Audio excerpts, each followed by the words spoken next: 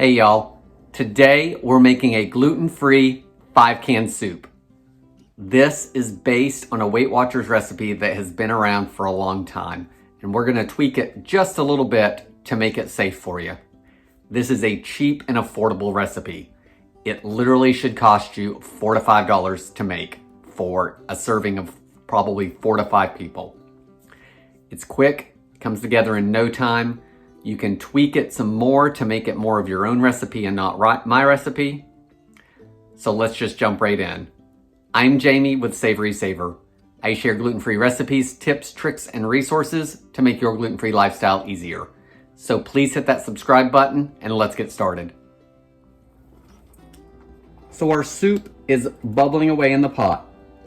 Why is that? Because I didn't hit the record button on the camera.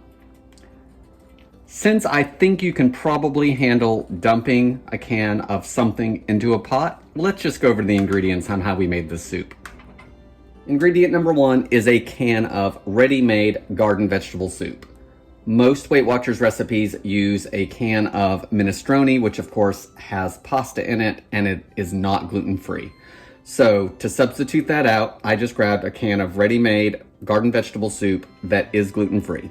So I've got Progresso, but use your favorite brand and dump that in the pot.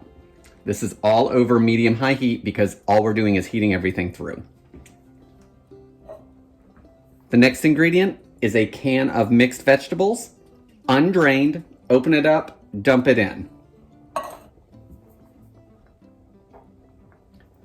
My third can is a can of sweet corn. If you don't like corn, you could always add a can of green beans. That would work great in here. And you're just swapping out that because there is a little bit of corn in the mixed vegetables. So add a can of green beans or corn, whatever you like. Again, undrained, dump it in, give it a stir.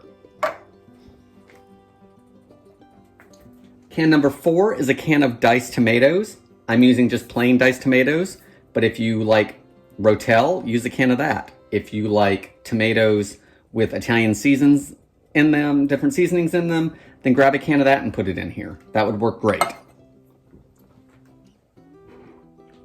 The last can that we're adding is a can of beans. I am using black beans. You want to drain and rinse these because we don't want all that extra liquid from the beans in the soup. It's the only thing we're draining to add to the soup. If you don't like black beans, add pinto beans, kidney beans would work, cannellini beans, garbanzo beans, whatever bean you like, grab a can, drain it, rinse it, throw it in the pot. Because I don't feel that all of this has enough seasonings to my liking, I am gonna add a few more things, and it's not gonna be any prep work. I'm just gonna reach for my pantry, and I'm gonna add some minced onion that is dried. I'm gonna add about a tablespoon of that, taste preference. I like onion in my soup, so I'm going to put it in there and bring it to a boil with everything else, and that'll let that hydrate and flavor. I like garlic in my soup, but I don't want to chop it up because we're doing a quick and easy soup. So I'm just going to use about a teaspoon of garlic powder in the soup. If you have the jarred stuff in your fridge, go ahead and use some of that. That would be great. I like to have herbs in my soup, so I'm going to add about a teaspoon of Italian seasoning and a teaspoon of thyme. That's all to preference. If you don't like either of those, don't add them. If you'd rather have parsley, add parsley. Whatever you want to do, just give it more flavor. No extra calories. It's just going to bump up the flavor of this easy soup.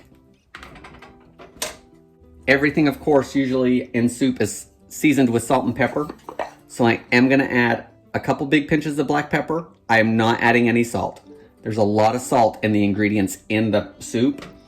So those 5 cans have plenty of sodium, so I don't think it's going to need it, but I will test it before, I eat a bowl of it. If it needs more salt, I'll add it, but I'm not going to add any more at this point because there's probably plenty in the soup. Once everything's in here and it's simmering like it is, let it go for 5 to 10 minutes and you're ready to serve. So you can see how thick that soup is, even though it's broth based. It's loaded with vegetables, corn, beans. It's going to be really filling because of the protein from the beans. So let's give it a taste, even though it's hot as heck at the moment.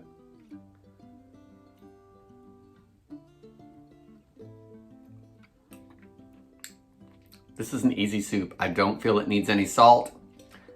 When you cook yours, you may need a little salt because depending on what brand you use, or if you bought any no salt varieties in the cans of vegetables or beans.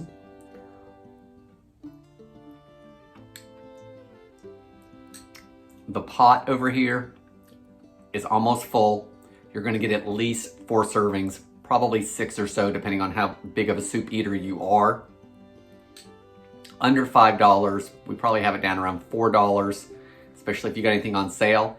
Guys, you need to give this gluten-free 5-can soup a try.